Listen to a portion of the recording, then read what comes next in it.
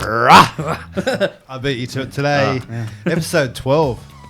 It feels like episode 112. Yeah. Big topic today, the keto diet. Keto. Well, keto. Or keto. All things keto. All things keto. We're going to answer all your questions. Going to try and break it down keep it nice and simple for everyone. Yeah. And I've delved into this diet for a little while as well, so I'll recount some personal experiences. Nice. So what's your initial verdict on keto with your experiments? It depends what you're doing it for. Like, it's got so many different purposes, and people are doing it for heaps of different reasons. I used it purely for sort of weight loss and energy, and I had some good results. But we'll go into it in a little while. Yeah, definitely. Keto's like the CrossFit of the diet community, I reckon. It's a cult? It's becoming that way. Yeah. So you're saying, I guess, people are kind of either pro-keto or anti-keto. I can hear all the CrossFit people now. I'm kidding, CrossFit people. We love you too. I thought you were going to say that you always know how someone's doing CrossFit because they tell you. Well, that's exactly it with keto. Yeah, it is. They've overtaken vegans as well, I think. Keto people on the keto diet, they cop a lot of shit for some reason. It's like, I don't know why we just lost a light, Hal. I don't know why the fitness community does that. It's like, if you're doing anything different to me, it's wrong. You guys are wrong. The people do it in training as well. Like, you're powerlifting, bodybuilding, CrossFit. We're all in the same. But the thing about your diet is, it becomes basically part of your identity. Yeah. Isn't that funny how that does happen? Like, no matter what your diet is, like, you want to defend it because you don't want to be looking like you're doing the wrong things. And, like, if you, criticize somebody's diet, you're criticizing their lifestyle. It's true. Yeah. It's a good point. I know when I was doing it, I was pretty, like, I was a bit of an advocate for it. I was telling people all the positives, but there are some negatives as well. Yeah. And maybe you ignore that while you're doing it yourself. And yeah. So that's why, we're going to try and give a bit of an unbiased view on keto here today. Yep. I've also experimented quite a bit with keto. Yep. I was actually in a real experiment, a clinical trial. I was a patient. Tell us about it. So 12 weeks eating a low-carb diet. I didn't actually measure keto production, and we'll talk about measuring ketones and things in a bit, but during that 12-week period. And basically, it was to assess the effect of a keto diet on maximal strength. Ooh. So conclusion, I got leaner, but my strength stayed roughly the same. Did it? Yeah. There you go. That's a good result. Yeah, it's a good result, but after 12 weeks of training, you expect to get stronger. So, but while you're getting leaner? But there's a lot of things that can affect it, because I wasn't on a pure keto diet. My protein was pretty high. And, yeah, right. When it comes to maximal strength, sometimes it's your mood, it's your music that can affect it when you're talking about 1 rep maxes. Yeah, true. There's a lot of factors. Depends. So we should probably kick off by telling people what is keto, or what is a keto diet? Yeah, what is keto? So, keto is a state of nutritional ketosis, right? So, it's when your body runs on these things called ketone bodies or ketones. Basically, there are 3 ways to get into keto. You can, your body can switch to ketogenesis. If you're fasting if you don't eat food for 2 or 3 days, your body will automatically start switching to ketogenesis and start to efficiently use some of the fat that you have stored. The second way is a keto diet. Keto diet is what, everybody thinks is keto, as this is the most commonly used. People use keto and ketosis interchangeably, but ketosis is something happening in your body when you're producing these ketones. And keto diet or lifestyle is, this diet that supports the production of these ketones. How is it different to any other diet? So keto diet is specifically high in fat, right? So we're talking approximately 70% of your calories, your energies, coming from fat. Different types of fat. Good fats, Hal. Yeah, not fats. Not just. We'll talk about what. It is tough. It is tough, but Yeah. So 75% fat. Yes, and maybe roughly about 20% protein and about 10% carbs with sugar. So very little carbs and sugar. 70%, not 75. Oh yeah. That would have gone to 105. It's very different for different people. So there's no one size fits all to keto. Yeah, there's like modified keto diets with slightly different macronutrient sort of ratios, but that's the guideline as to sort of a a rough macro plan for keto. So and, why would you eat this fatty diet that seems counterintuitive? Yeah, why fat instead of carbs? Like we all know carbs are obviously the body's preferred source of energy. Why fat? Why are we removing carbs and bringing fat in? What's the advantages there? The main advantage of keto diet is metabolic flexibility.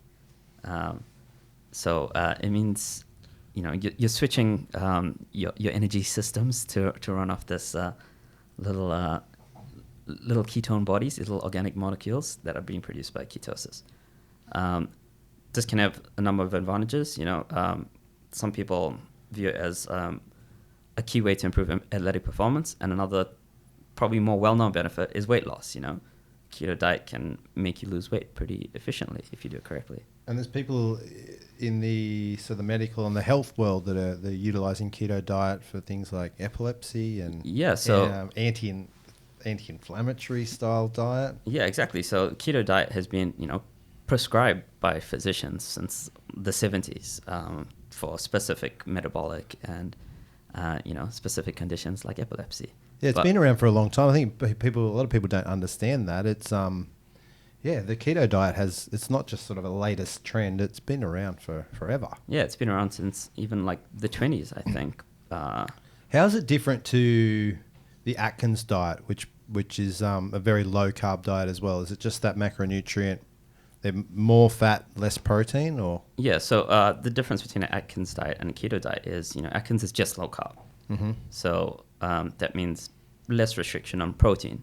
So 70% of your diet doesn't need to come from fat. A lot of it can come from protein. Mm-hmm. So with keto, you have to actually be quite conscious of having too much protein because this can throw you out of ketosis.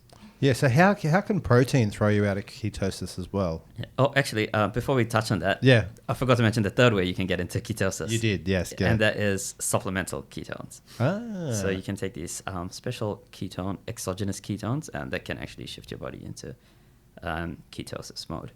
And do they always work for everyone? They might not necessarily put you into the correct millimole range of ketones floating around, but there's also it also depends on how adapted you are to a keto diet. And some people have been experimenting with carbs and exogenous ketones, which seems counterintuitive because keto is a low carb diet, but from a performance enhancing aspect. So protein. Yes. So protein can actually throw you out of ketosis because too much protein causes your body to undergo this process called gluconeogenesis. And what that means is your body actually converts certain amino acids from protein into sugar in your body. So, if your glycogen is too low and your glucose is too low, then your body can convert something like glutamine into glucose. Mm-hmm. And is that an efficient pathway for energy production, or?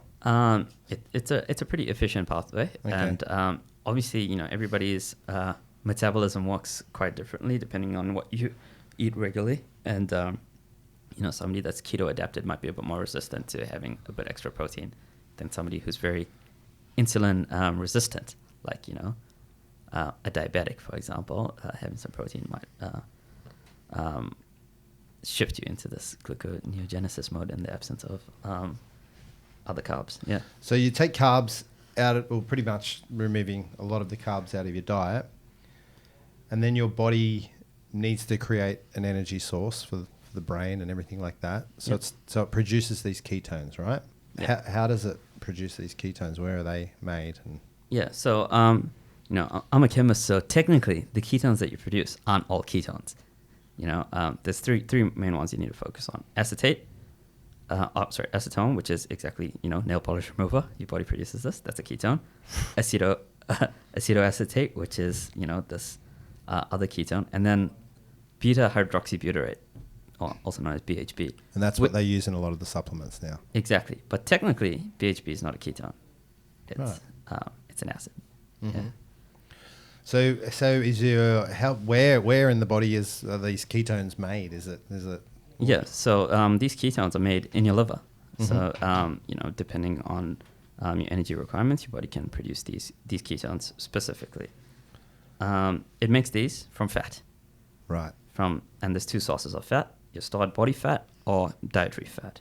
Right. So, that's kind of puts the keto diet into perspective, right? So you get this dietary fat, you got your body fat, and your liver can convert this 2 types of fat into these 3 ketones, which you can use as an energy source. So you can think of ketones as another energy source, just like protein, carbs, fat, ethanol, or alcohol. All of these are energy sources. Let's forget about alcohol. We'll get Hal's over there licking his lips. So as soon as you said alcohol, Hal's like, my preferred energy source. So the problem is, fat has a lot of energy in it, but it's very difficult for your body to transport fat around because fat is not water soluble, right? It needs these transport proteins and things. So when your body converts fat to ketones are water soluble, so they're readily available throughout your body to use as energy. A lot of the energy that your body uses to keep you alive goes to your brain, right? And ketones can efficiently fuel this as well. Right. Yeah. So with the limiting of carbs and the production of ketones, I guess then one of the core principles of the keto diet is to make your body super efficient at utilizing fat for energy. Yeah.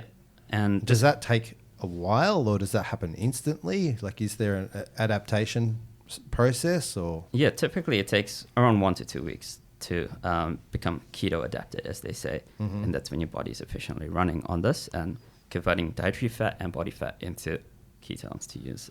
So 1 to 2 weeks of the keto diet. What happens if I just accidentally binge on a big carbohydrate meal? Is that instantly throwing me out of ketosis? For a lot of people it will, but if for somebody who's keto adapted, say if you've been on keto diet for months, you could have hundreds of grams of carbohydrates potentially and not throw you out of ketosis. And especially someone that's athletic and training a lot as well. And that can speed the body up getting into ketosis as well, can't it? Like the amount of training that you're doing and the energy expenditure, obviously. Yeah, so there's an interesting relationship between ketosis and fueling sports performance. I'm sure we're going to touch on it soon, but yeah. Yeah.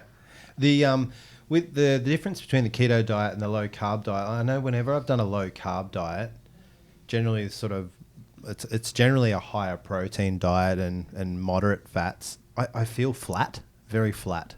Whereas with the keto diet, if I was getting enough fats, I actually felt energized. I think that's one of the advantages that the keto diet has over a strict low carb diet. A lot of people do complain when they're on a low carb diet.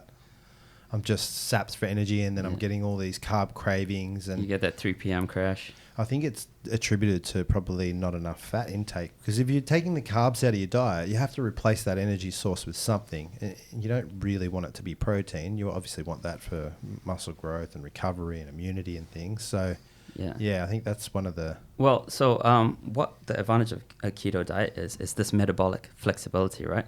So, our bodies on a typical diet, we're adapted to these constant carb refeeds, right? And this, every time you have carbs or even protein, it triggers an insulin response.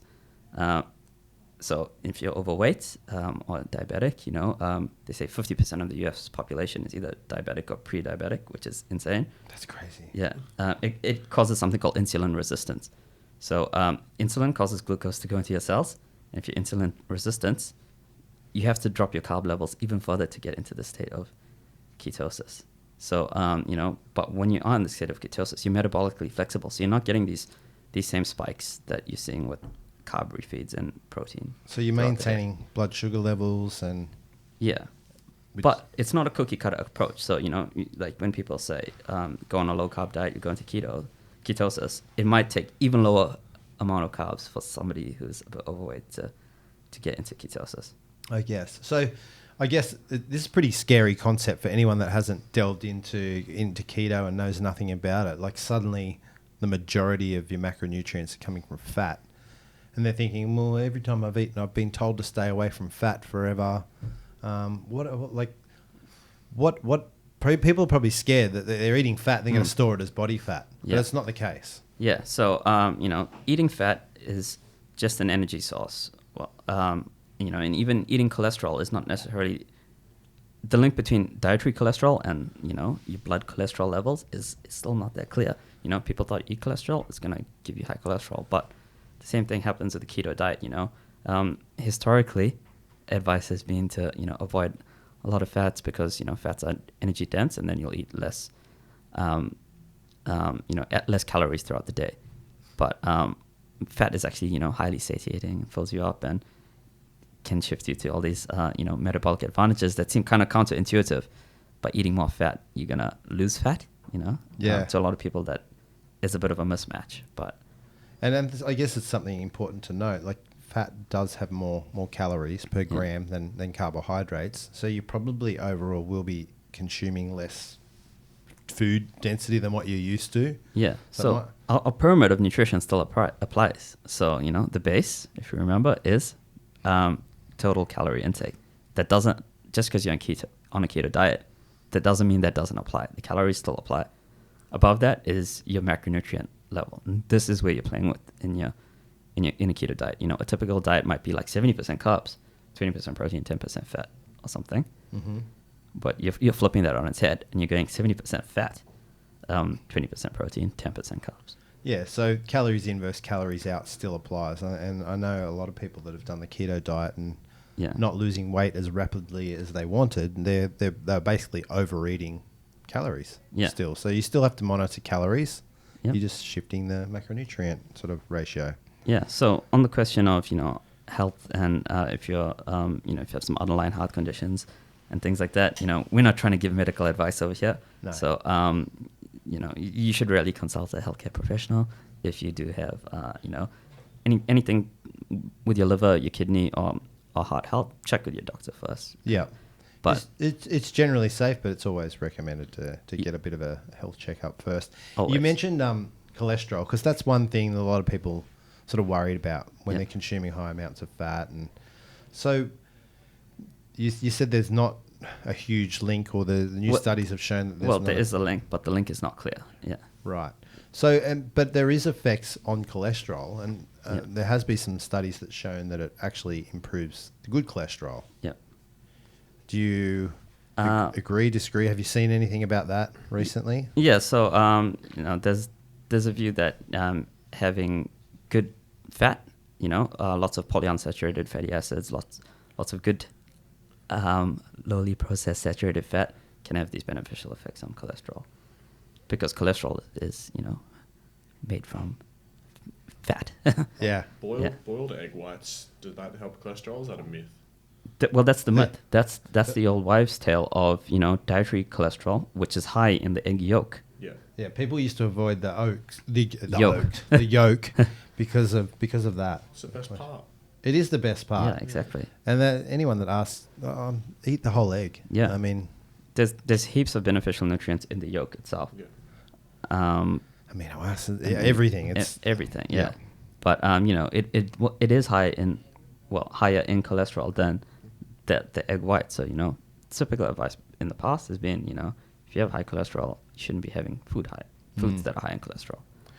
So we've shifted to this keto diet. We're taking in mainly fats. What sort of fats are we aiming to work with? So, like this. Yeah. So the main fats that you want to get in. What was that? Trans fats are the best fats. Trans fats are certainly not the best fats. But polyunsaturated fatty acids. So you're talking like avocados, olive oil. Yeah. Fatty fish. Coconut oil, all your good oils. Yeah, that's the best source of fat. And saturated fat is tricky because a lot of saturated fat out there is highly processed and removed of these good nutrients and things like that. Typically the more processed the food is, the less nutrient dense it is. Unrefined saturated fat like coconut oil is a good energy source when you're on the keto diet. Yep. And then for people like, wait, so you're saying I can have butter, bacon, and things like that, and this is healthy? Well, you should still be conscious of what you're eating, because even bacon has all these other things in there like sodium nitrate. I think that's one of the main appealing things to people when they first start a keto diet. It's like, bacon and eggs for breakfast every morning, and bacon's a processed meat. Yeah. You still have to eat healthy. There's still some health principles that apply to this diet. Yeah. But one thing I did struggle with in the beginning was actually getting enough fats from different fat sources. Yeah. Avocados became my go-to thing, and coconut oil and things. It might be just utilizing a bit of coconut oil on top of a salad, or cooking with a certain type of oil, or there are ways to get fats, not just by sort of eating like fat food. Yeah, exactly. I mean, oils are typically the main way you'll include this into your diet. But remembering our pyramid, so you got your calories, your macronutrients. Above that is your micronutrients. You know, whenever you're changing food groups in your diet, you have to be quite conscious about removing lots of micronutrients. And you know, you might be eating less vegetables and things like that on a keto diet, but you should still focus on getting sufficient vegetables because you need these vitamins and minerals. And you know, on a keto diet, the one thing you typically can't have is fruit. Yeah. Fruit is pretty high in sugar, pretty high in carbs. Although it's a good source of vitamins, it's most likely going to throw you out of ketosis. So we're aiming for sort of low calorie, fibrous veggies, leafy greens and things like that, where they're not too energy dense and they're not going to throw you out of ketosis, but you still need them for micronutrients and fiber and all that sort of stuff as well. Yeah, and remember, fiber is really important. It has a lot of effect on filling up, satiety, but also, you know, your gut health. And if you watched the last episode, gut health is super important. Yeah, and you mentioned satiety there. Like that was one of the appealing things about this keto diet when I was doing it. The consumption of fat, it makes you feel full. Like you are feeling fuller than if I ate a carbohydrate meal. I felt like I was ready to eat again in another hour and a half. But with this, it's you are feeling fuller for longer. So yeah, so a good structured keto diet will mean you're not actually counting your calories. You know, you might be in a calorie deficit and be losing weight, but typically you shouldn't be, counting your overall daily calories with a well-structured keto diet. You know, when it's a well-structured diet, it becomes your lifestyle. You know, so you should also, you know, in addition to these fats, you should be looking at leafy greens, asparagus, cucumber, celery, tomatoes, mushrooms, things like that. Things you can't eat, fruit we touched on, grains. You know, anything with grains is most likely, going to be high in carbs and throw you out. Breads, rice, pastas, all that sort of stuff. Stay away from it. Starchy vegetables like sweet potatoes. Yep. Would you say that the keto diet would be good for celiacs because they can't have too much fiber anyway? Well, celiacs avoid gluten specifically. Yeah. So, you know, on a keto diet, you're very likely to avoid foods that are high in gluten. So it's going to very likely have a beneficial effect there. So we've done this diet. We're 2 weeks in. How do we know if we're in ketosis or not? Well, the best way is to measure your blood ketones. And there's a few different ways you can measure, right? Yeah, there are a few different ways. You could do a little blood prick measurement. Similar to what sort of... Yeah, similar to what diabetics do? Yep. Or you can get these little keto strips where you pee on it. And they're actually pretty accurate. You can get these from like Chemist Warehouse. They sell little packs of 50 or whatever at Chemist Warehouse. That's pretty you can cool. pick them up. Yeah. Yeah. So what's a good level of ketones, right? So, you know, these numbers are going to mean nothing to you if you don't know what you're looking for, right? So something good is 0.5 to 3 millimoles of ketones, right? So,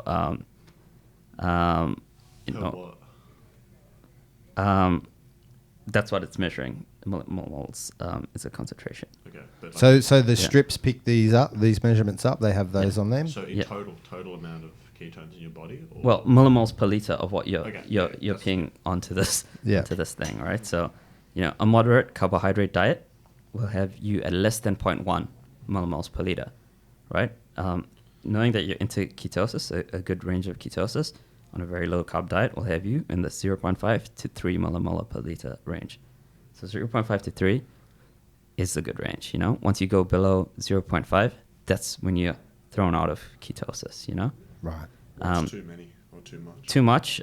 So anything that's double figures is pretty bad. So, 10 to 20 plus means you're actually suffering from something called ketoacidosis, which is something that diabetics can fall into. And it's actually, a very, very bad state to be in because basically it's your body shutting down.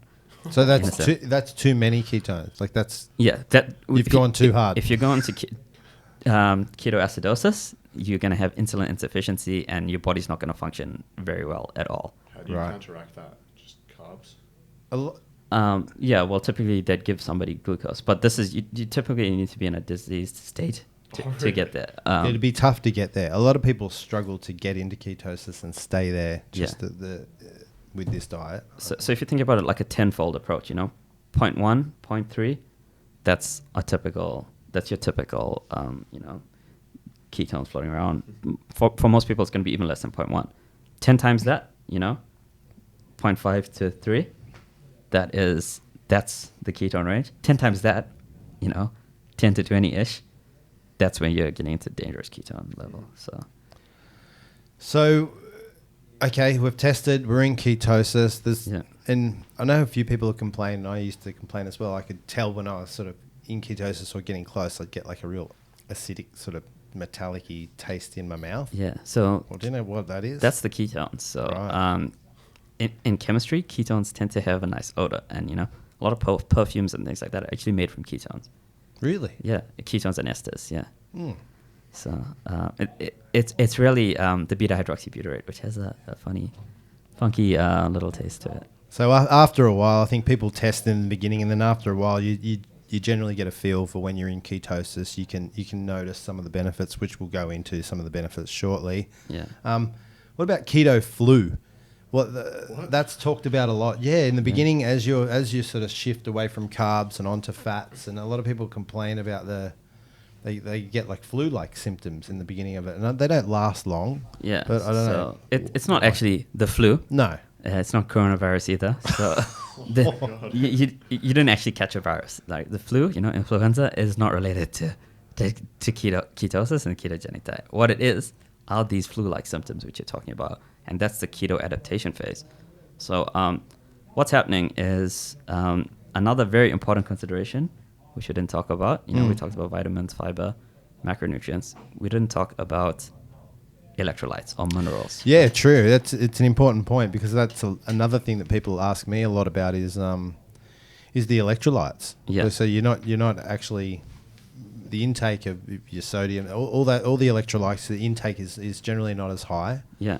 So do you need to supplement with electrolytes? And what's the reasoning behind having to consume electrolytes? So often when you switch to a keto diet, you're cutting out foods that are quite salty. Carbs are often pretty salty because, to make them taste good, right? Yeah. But what's also happening is when you're in nutritional ketosis is your kidneys become much more efficient at getting rid of salts.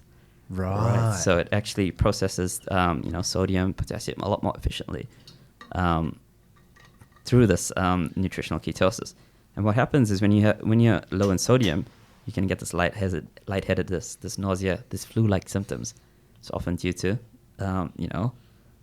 low sodium levels. Right. Yeah. And that could be another reason that people sort of feel flat on the keto diet as well. When they're adapting to it, yeah. So, right. And that's hypothesized as one of the main reasons of the keto flu. But, also, the keto flu, also is, while you're adapting these energy systems, there is this change of how you're actually getting your energy from food, which could be perceived as, driving a manual from when you've only driven automatics. Yeah, true. Good analogy. Yeah. So or sipping on some electrolytes throughout the day would help. Musashi new product electrolytes. Yep. Shameless plug there. Coming out soon. The other two electrolytes beyond sodium are potassium and magnesium, right? So if you're getting some cramps and things like that when you switch to a keto diet, that's kind of a good indication that you're low in electrolytes. Can you eat bananas on a keto diet? No, a banana will throw you out of ketosis typically. So unless you're very well keto adapted, you can handle it. But it'll throw you out from the 0.5 to 3 millimole per liter range. It'll shift you out. Banana's pretty much your daily allowance of carbs on a keto diet. I love bananas. Yeah. Where else can you get potassium then from in a basic diet without supplementing? Foods that are high in potassium. Potatoes? You can't eat potatoes on keto. True. Yeah. Damn. No, there's some vegetables that are high in potassium. Come back to you. Yeah, we'll put a link. We'll put a link up. Yeah, I don't actually know off the top of my head, but I just take his electrolyte mix. So Yeah, it's probably easier. Is intra-workout high in potassium?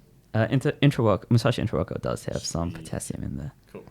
So we touched on the benefits, and probably my favorite benefit we actually didn't touch on. So you've got the benefit of weight loss, and some people tend to lose weight more efficiently on a keto diet because of, I don't know, their ability to process, metabolize carbs and things like that. Yeah. So weight loss is one benefit. You've got your sort of anti-inflammatory style benefits that people have reported. And another thing that I really experienced, and this is why I was keen on the keto diet, was the mental focus and clarity. You feel like you are supercharged constantly.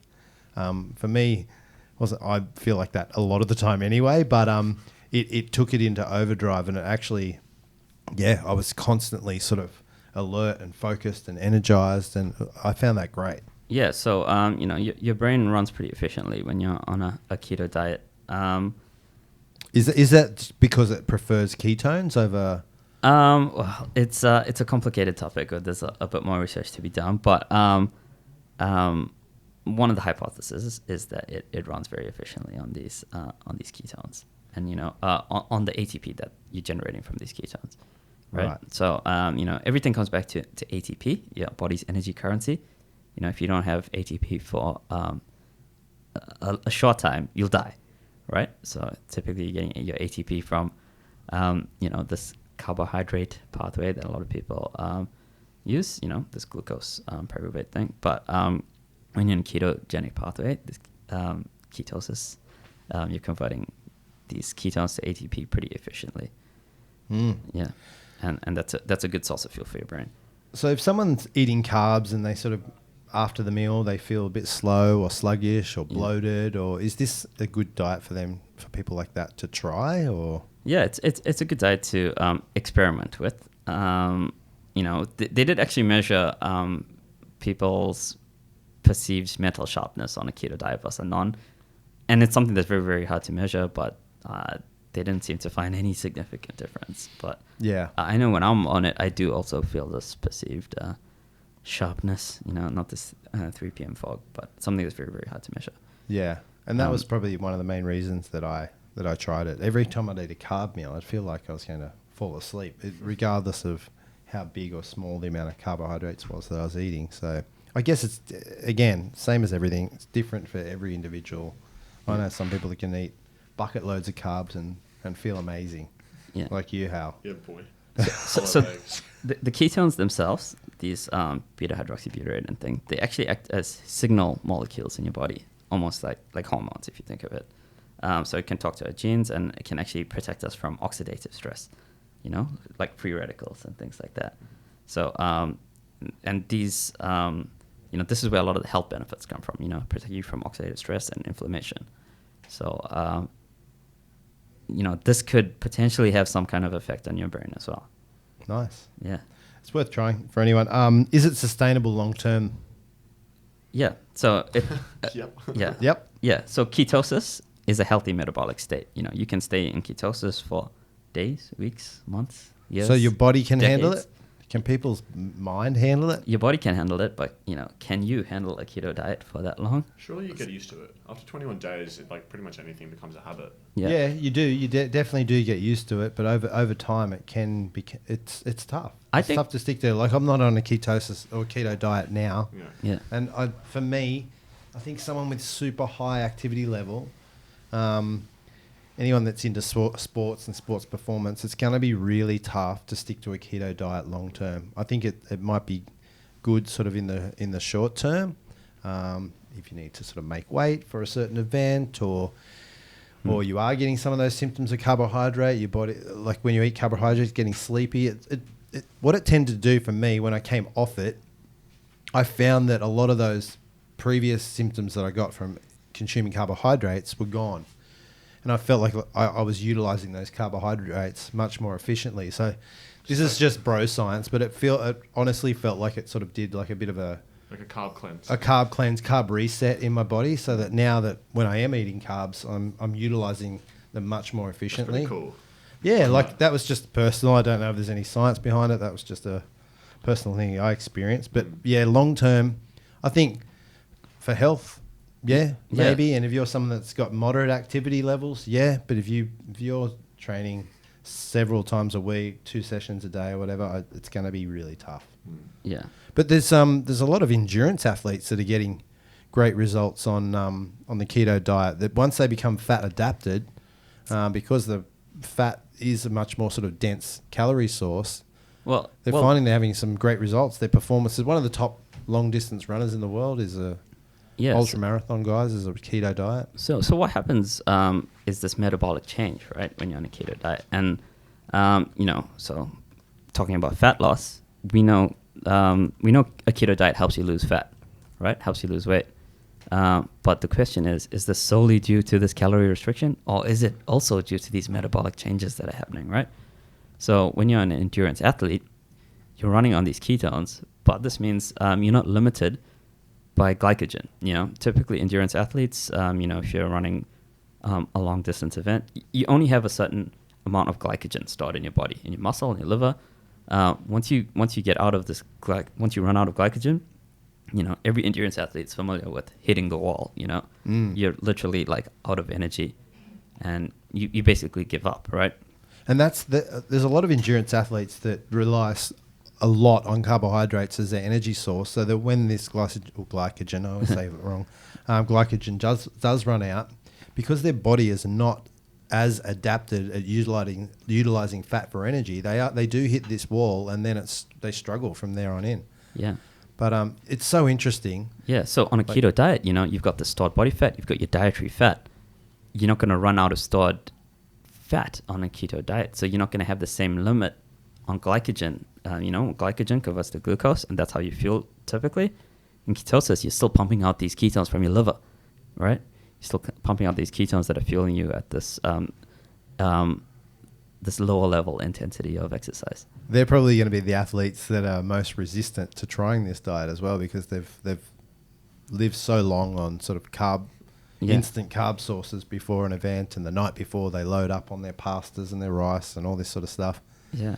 So it's going to be like, people are going to be hesitant to try it, but the benefits are huge especially for an endurance athlete. And some of the best ultra endurance athletes in the world are on keto diet. So it's fascinating. But where the keto diet falls short in a lot of sports is that it doesn't support anaerobic activity. Something slightly higher intensity than these endurance events. Like we'll take the Tour de France, for example, right? If you're on a keto diet, you're going to be really efficient throughout the race, right? But the race isn't won in the 99% of the race. It's, those dashes at the end, that sprint. A keto diet is going to be very inferior to carbohydrates as a fuel source for anaerobic fitness. Mm-hmm. One of the other things I was thinking about recently was we were watching Rob Whittaker's fight, and Darren Till has been posting all the stuff about a keto diet, he's been taking keto supplements, blah, blah, blah. I'm like, man, if this dude is going on a keto diet, he's going to get smoked by Rob, because he's going to be efficient at this low intensity. When you pick it up a gear, you're gonna feel flat. But actually, he wasn't on a keto diet when it came to the fight. It was just part of his fight camp. He was experimenting. I think initially he used he's a big guy, and I know these guys drop a lot of weight coming into throughout the fight camp process. So I think he used that initially in the early stages of his fight camp to drop a bit of weight, to raise his energy levels, and then I think he slowly introduced carbs and normal diet back into the fight camp. But we'll touch on that fight later. That was cool. Who's the biggest athlete that you can name that's on keto? I don't know. I've never actually looked into. I know a lot of people in the fitness community are currently doing keto and rave about it. Yeah. It is a big thing in the fitness community. But one of the biggest athletes in the world right now is on it. Who's that? LeBron James. Is he really? Apparently. No. He swears by it. Really? The keto diet. There you go. Interesting. And he is a super athlete. Yeah. I'd be interested to know how long he has been on the keto diet for. And I'm gonna. Are you sure about that? Apparently. I don't know if it'll be that effective for basketball, because you need, anaerobic. This anaerobic activity. So, you never know though, because obviously basketball's just kicked off again. He might be just introducing it recently because he lost a lot of weight in his free agency last year. So it might have just been like an intermittent kind of thing. Yeah, could have been. He loves it apparently. What about for just your average gym goer, guy in the gym trying to put on size, trying to stay lean? They're going to really struggle with the concept of dropping their protein as well. A keto diet's probably inferior. Well, definitely inferior for building muscle. Building lean mass, you're going to need protein, you're going to need carbs. And, to put yourself into this anabolic state, on a keto diet, like I said, you have to restrict protein as well. So, if you want to gain optimal lean mass, you're going to have higher protein that's allowed by a keto diet. So do you reckon by dropping protein, that's going to hinder recovery Well, it's gonna and muscle hinder muscle growth? They're going to lose muscle. It's gonna hinder gaining lean mass. Yeah. But yeah, so it is very efficient for these for this aerobic activity. What about someone with a really high output, Yeah. energy expenditure? Can they do like a modified style keto diet with a higher protein intake? Well, a modified keto, there's a lot of these kind of diets that float around, paleo diet, even Mediterranean a little bit. Yeah, they're very similar, aren't they? Yeah. Mediterranean. Yeah. That's a different kind of Mediterranean diet. But basically, these modified keto diets are true keto because you're not, if you measure your blood ketones on these diets, you're not going to be in ketosis for a lot of them. Paleo, the foundations of it are kind of like a modified keto, but are you truly in ketosis? That's where the terms get used interchangeably. Modified keto is not keto. You're either in this keto range or you're not. For a lot of athletes, a keto diet is probably not going to be good just because of these things that we just talked about, this anaerobic range, right? For almost every sport in the Olympics I can think of, a keto diet is not going to work that well. But for your everyday, person who wants these massive metabolic changes that you're going to get, it has tremendous effects on your metabolic health, inflammation, and things like that. Keto diet does have these cool benefits. Yeah, and I know, I actually got my mum onto a keto diet a while back. She dropped a whole heap of weight. Reported the same sort of advantages like mental clarity, less sort of digestive issues. But I think she got down to a certain weight, and she was sort of still dropping weight. And I'm like, okay, it might be time to sort of introduce some carbs back. So it can be used sort of intermittently, but it's not one of those things where you just do for a week or two. Like, it's going to take a while to become adapted, and you got to give it a good, 10 to 12 week run at least. Yeah, and specifically relating to insulin and insulin sensitivity and things like that, the best way to drop your insulin is to not eat food, right? The second best way is to not eat carbs. So it's going to have these short-term effects as well by just restricting carbs in general, and maybe not necessarily being on a full keto diet. What are your overall thoughts about the diet? There's some good benefits for your metabolism. It's a healthy way to live your life, right? It might seem counterintuitive, like you said, to eat so much fat, but it's a very healthy way. You can have, very good metabolic health. There's some advantages for your brain, which, I probably don't know enough about to talk about, which is why I didn't really answer your question too properly. It's complicated. We'll just go bro science for that part of it. Yeah. There's some unclear benefits on longevity. Potentially keto diet might make you, live longer. Really? Well, has there been some evidence that? Well, it's unclear, but, calorie restriction is the number one thing linked to longevity at the moment. So, by inducing this calorie restriction from a keto diet, it's gonna help. Where there's no advantage, or probably a not very clear advantage, is fat loss, right? Keto diet versus a calorie restricted diet, you're both gonna lose fat. Yeah. But, what's the best tool to achieve this is up to you. And, if you want to improve your insulin sensitivity and, restrict carbs without counting restrict calories without counting calories, keto diet's going to be good. But, you can lose fat in a number of ways, like we talked about on that fat loss episode. It still comes back down to calories. Calories in versus calories out. And what about, does fat induce any hormonal changes in the body that might be? Yeah, so, having saturated fat's going to be really good for your sex hormones, like testosterone and things like that. But Hal's ears pricked up again. Alcohol and sex, the two things that he's his ears pricked. That's all I've heard the whole time. He's like, okay, I'm going after this. I'm eating some pizza. I need some fat. Yeah, boy. Doesn't work like that. But yeah, so there are some hormonal changes and things that occur. But, everybody's different. Yeah. Everybody's starting from a different base. Some people can get into ketosis very quickly and get a lot of metabolic changes. Some people have healthy hormone levels where a keto diet might not even do anything at all. If you are going to try the keto diet, you do have a certain limited amount of carbohydrates throughout the day that you can still utilize. Is there a time that you recommend having those or spreading them out throughout the day? Well, probably the best time is near training, Okay. probably immediately after training. But on a keto diet, you're going to be, the hardest part about a keto diet is, restricting these carbs. It makes social situations quite hard. Hal can't go to his weekend benders with a pizza on the table, Yeah, no more super spreader parties for you. Yeah. How am I going to bend it through? Yeah, exactly. He's going to rock up with his bag of fat and just munch on that. Just fat jello shots with a bit of vodka in the middle. Pretty much. But, where the keto diet is inferior is if you're trying to build lean muscle, right? So, performance, a keto diet might have some benefits. Building muscle, probably not. Mm-hmm. Losing fat, as long as you're losing fat, calories in, calories out. Pretty effective, and it's also pretty rapid from what I've seen and what I've experimented with myself. That when you go on a keto diet, you do lose some fat pretty quickly.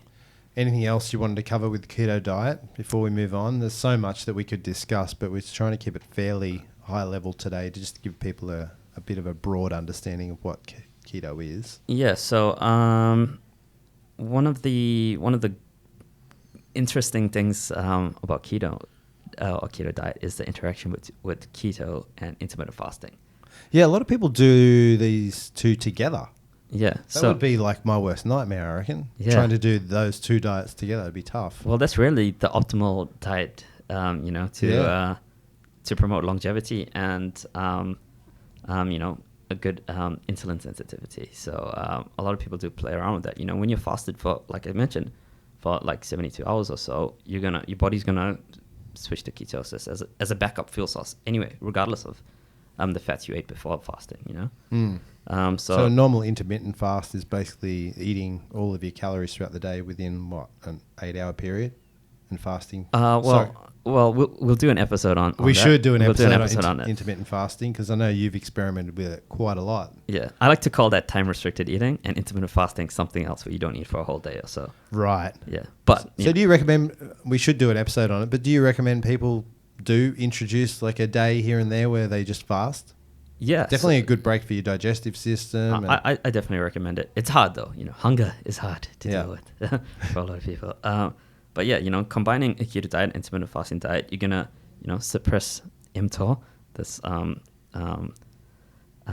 this pathway which triggers muscle growth, right? Yeah. But it's very much associated with longevity. Living quite healthily. Suppress your insulin spikes. On this, it's hard to get insulin peaks when you're not eating anything. And if you're only eating fat, you're gonna really be in control of that. And it's also probably going to stimulate this thing called autophagy, where you get rid of your weaker cells and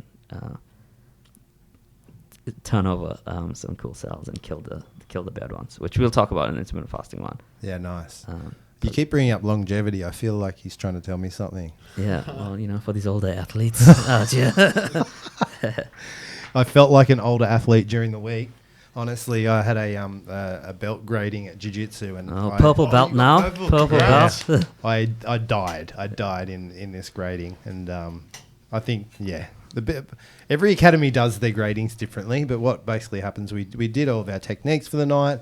We then go in and spar, whatever it is, 6 to 8 rounds. But my coach, Grant, basically goes around to sort of some of the people in the academy, and it's like, okay, when you're rolling with Ross tonight, give him a really hard time. So you've had six rolls, 5-minute rolls, whatever they are, and by the time you get to that section, you're exhausted because everyone's up the intensity of what they normally do. You normally roll, I don't know, somewhere between 50 and 70%. Yeah. But yeah, you can feel all these people. I'm like wondering why is all my mates coming at me tonight, like trying to kill me? So by the end of the class, I was absolutely ruined. Then the grading starts. So basically, you have to demonstrate a whole heap of different self-defense techniques, and then they put you in what's called a shark tank, and it's where different people in the academy are selected, and they come out and you have to start in a certain position, then you have to get out of a bad position or get on top, or you got someone with boxing gloves on trying to punch you in the face, and you have to sort of clinch and take them down and avoid strikes. And But it's just one after the other, after the other, after the other. I was dead before it even started. So I struggled through the whole thing. There's a video of it. I hope it never surfaces, this video. That would be cool to see. No, you feel like you're doing okay, but then you watch these videos back and you're like, oh my God. Sounds like some moving in slow motion. Well, it's like, almost like that. It felt like that. Yeah. But it was pretty cool. Been at it for a while now and the whole family's into it. So it's just one of those things. Like, to me, belts, like in martial arts, belts, honestly, they don't mean a huge amount to me. Like, it's the long, when you're planning on training for the rest of your life, it doesn't really mean anything. But when you get them, there's this sense of, oh, look how far I've come. Yeah. And it's pretty cool. And people that train martial arts and go through the grading system, different belts, they'll understand. It's a big achievement. Yeah. Congrats. No, it's cool. It was good. Yeah. What about keto in the Jiu Jitsu world? I've heard of a few people that are on it, because of these endurance benefits that they can keep going for longer, specifically in Jiu Jitsu where, sometimes that's what, you need to get past that wall. Well, I know I utilized it for over a year and I enjoyed it, but you get, once my body fat got down to a certain level, it's like, okay. Yeah. I could either try and introduce more fat into the diet to sort of balance out the calories, but I just sort of got to this point where there were periods where I was sort of struggling to bounce out of bed in the morning like I was earlier in the diet. So, and I don't know too many people in the jiu-jitsu world that utilize a keto diet. Right, yeah. I find that not many people know much about nutrition at all in that part. But yeah, that was cool. And while we're talking about martial arts, yeah, Rob Whittaker. Wow. I know. Bobby Knuckles is back. The Reaper. So recently, everyone's probably aware, Rob had a fight over on Fight Island in Abu Dhabi with Darren Till. Super close fight, super technical fight. And if you talk to Rob, it's like, I think he said after the fight, it was like the most stressful fight he's ever had. And that was because it was so technical. Like, either guy made the tiniest mistake and they'd capitalize on it and they'd punish you for it. So both guys had their moments in the fight. But I think both guys got knocked down. Both guys scored knockdowns.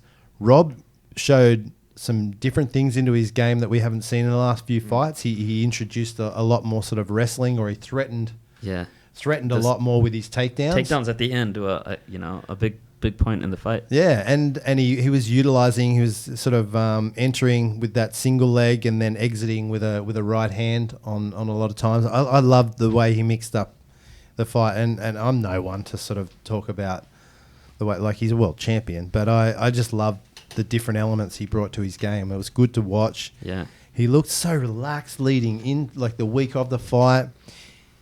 He just looked like in his element. He was having some fun in interviews, and even after, he was laughing. He just seemed like he seemed like the old Rob, or like a rejuvenated Rob. So it was super good to see. I was like so happy. How stressful was it watching it? Oh, I was so stressed. I can't imagine how stressed Rob was. I was shaking. I was more nervous for him than if it was me. It was crazy. Yeah, I fell off the couch when he got to caught that elbow in the face. It was an awesome fight. Yeah, and all those ketones that Darren Till was taking, doesn't look like it had too much of a benefit. Both of those guys in incredible conditioning as well. Into the fifth round, both going at it. And I love Rob's team that he's got around him. Yeah, super solid. They seem like they're all in it for Rob. And they're just, I reckon he's got one of the most underrated teams behind him at the moment. And they're probably underrated because of where we live. Obviously, it's away from the world stage of the UFC, but man, his team, one of the most underrated in the world. Yeah, they're owed a lot for that as well. And Darren Till needs knee surgery, I saw. Yeah, bust up. Yeah, torn one of his ligaments. Yeah, from that knee stomp. And Rob's next fight's already booked for October? Yeah, October against another gorilla. I know. Back-to-back gorillas. So he's used to them. Yeah. Bloody hell. Jared Cannonier. So that'll be interesting. I'd say he wins if he wins that fight, which I'm saying he will. Rob, yeah. Title shot for sure. Oh, so exciting right now. the most exciting division in the whole of UFC. Yeah, so that was cool to watch. Have we got any listener questions this week, Hal? We do. First off, from Harry Barter, and Harry Barter asks, is there any physical advantage to to exercising earlier in the day rather than later? I love training earlier in the day. I mean, it can be tough initially, but it's one of those things where you get used to it. It's actually pretty cool. I like training weights earlier in the day, obviously, because I do Jiu Jitsu at night. You do need to make sure that you warm up correctly. That was a lesson I found out pretty early. If you get sort of joint pain, tendonitis. That's probably because I'm 80 as well. But yeah, you definitely need longer warm ups, more sort of warm up sets. But I like training in the morning. It gives you this invigoration for the day, and you find that your energy levels throughout the day are just there. But it depends what type of training they're talking about. Is it running? Is it cardio training, or is it weight training? Yeah, exactly. So you're a nighttime guy. I'm a nighttime guy. What are you going to do now? Apparently, all the gyms are only open staffed hours now. Yeah. True. I'll be fine. I'll find a way. Okay. But basically, they say endurance is probably better suited for morning training because, how your nervous system responds throughout the day. If you wake up first thing in the morning, you can't make a fist. Tomorrow when you wake up, try and make a fist in the morning. It'll be like a strong fist? It'll be weak. Half a fist, Right. And this is why they say strength training in the morning is inferior to strength training in the afternoon or evening because, I would agree with that. That's when you get this full, neuromuscular equipment of everything. So, there's a way around it. You warm up efficiently in the morning. Of course you can. It's still, as someone that trains early in the morning, I would agree with you. I think training at night is better, especially for weight training. Yeah, but for endurance training, they say the opposite. Potentially in the morning, when you haven't gone through all this, metabolism of the day. When you wake up in the morning, your cortisol levels are very high. That's probably a good time to go for a run. Yeah. Yeah. I find that if it's too late in the day, though, strength training is gone for me. By the time your body's sort of starting to wind down, I know a lot of, if I was a tradie, like a brickie or whatever, or on concreter or whatever, I would struggle to work a full day and then go to the gym after it. If I'm one of those guys, I'm 100% training in the morning while I'm fresh. Yeah. But if I'm an office worker, which, I think it doesn't really. I think training in the afternoon would be much better. I feel stronger in the afternoon. Maybe it's a day worth of calories, but not too late in the afternoon. I find my best time, which is not ideal because I work at this time, is around 2 to 3 p.m. I agree. Because the pre-workout won't keep you up either. Yeah, that's it. And not just the pre-workout. Exercise itself can, affect your sleep if you work out too late. Yeah. You're still buzzing. I posted a video from about 7 years ago. My first ever time I deadlifted 220 kilos, right? Yeah. It was. How old were you? About 9? No, I was in my 20s. Yeah. But basically, it was about 10, 11 at night. And we used to just train in the middle of winter in New Zealand with the door up, all in our hoodies and stuff. So gangster. Yeah. It was old school, I like that. The old school cool. Barbell days. Where was that? That looked like an old dungeon. It was. Yeah. It was literally in a dungeon. So. But yeah.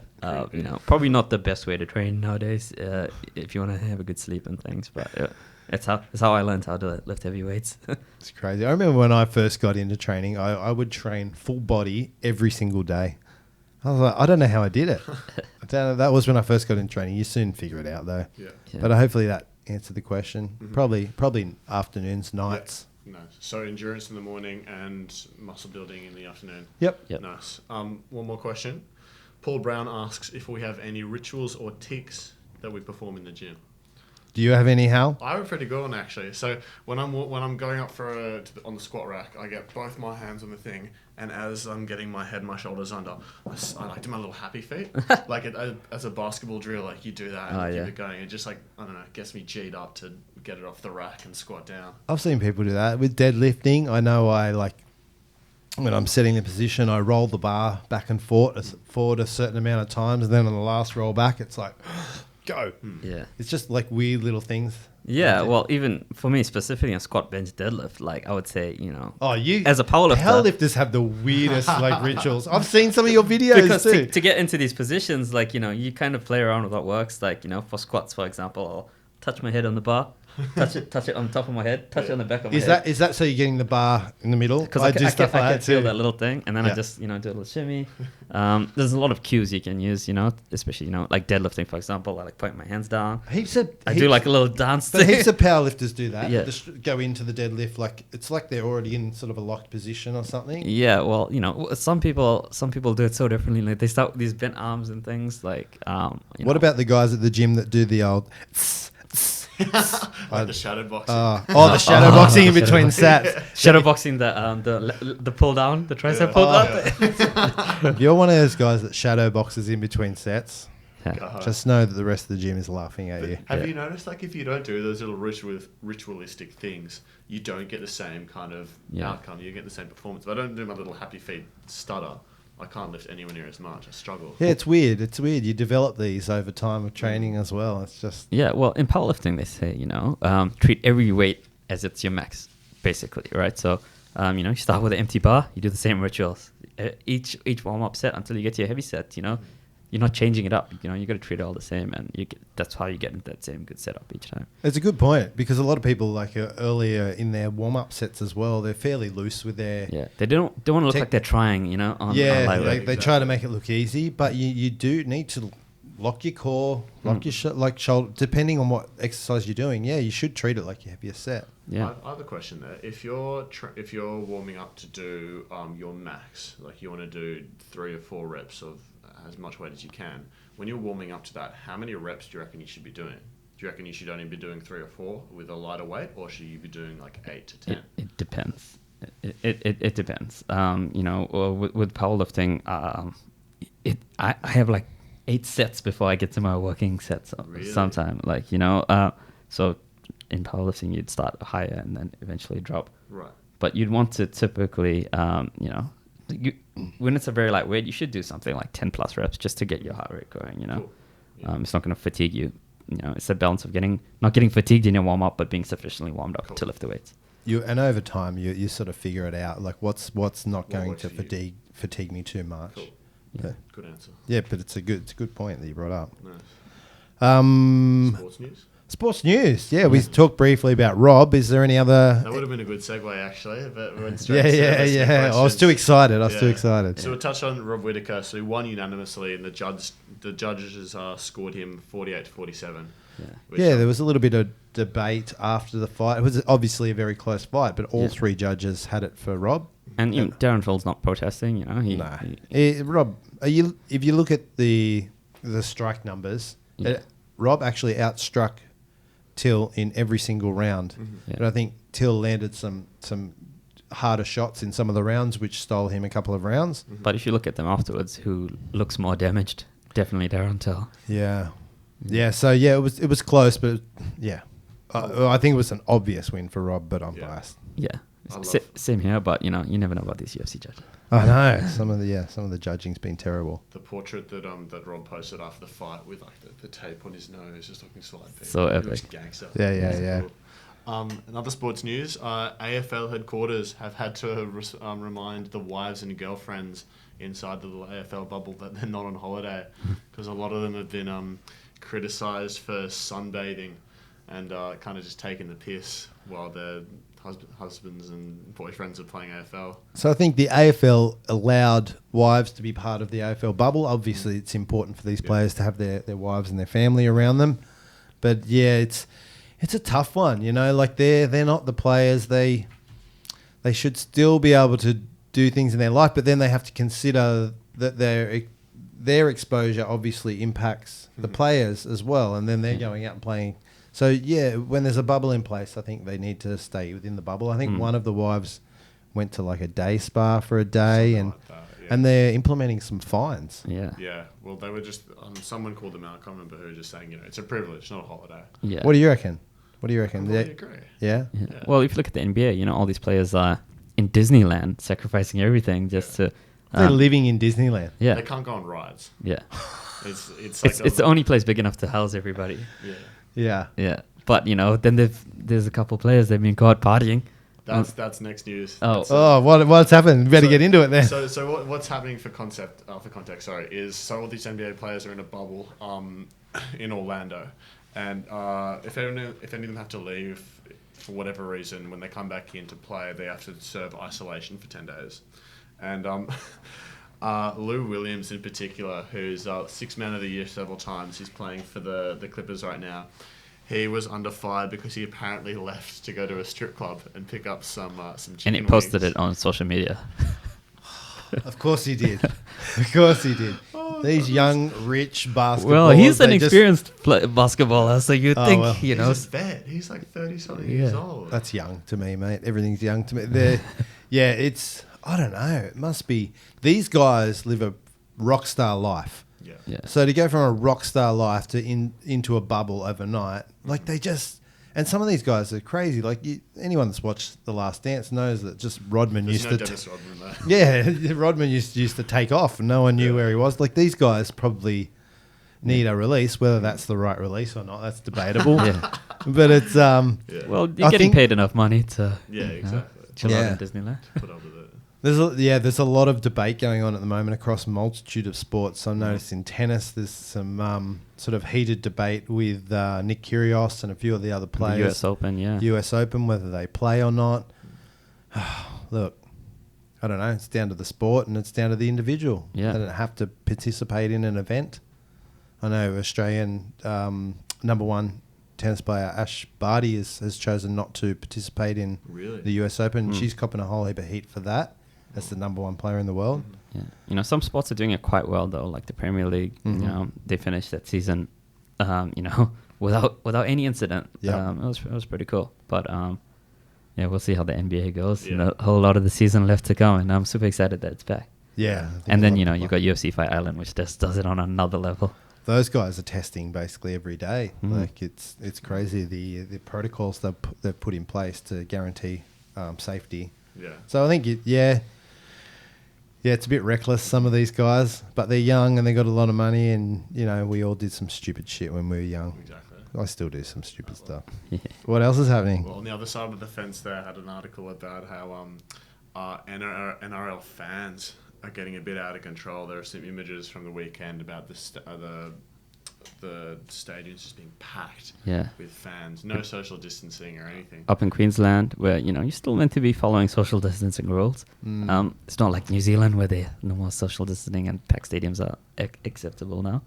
It's I feel everyone's become a lot more relaxed, and that's probably what's contributing to this big second wave coming through. Whether you're people want it to be over, but it's not over. There's a difference. It's not over, and we could go on and debate all day about this. It's probably not the right forum. Everyone's had this conversation about 10 times over the weekend. I know. It's probably not even worth jumping into it. Just no. I mean, for a short period of time, and all these anti-maskers in Victoria are coming out now. There's been 170 people arrested and fines are being issued. It's just silly. Yeah. I'll probably cop shit. And I'm all for freedom and whatever you want to do.